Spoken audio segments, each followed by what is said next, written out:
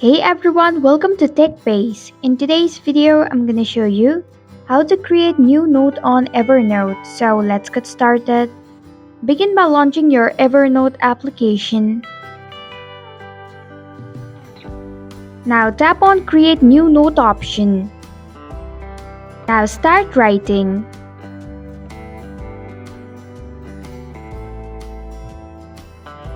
Once you're done, tap on the tick button at the top left corner of your screen.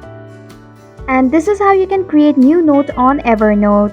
Thanks for watching TechBase. If you like this video, hit the like button and drop a comment with any questions or feedback. If you are new, subscribe and click the bell icon to stay updated on the future videos.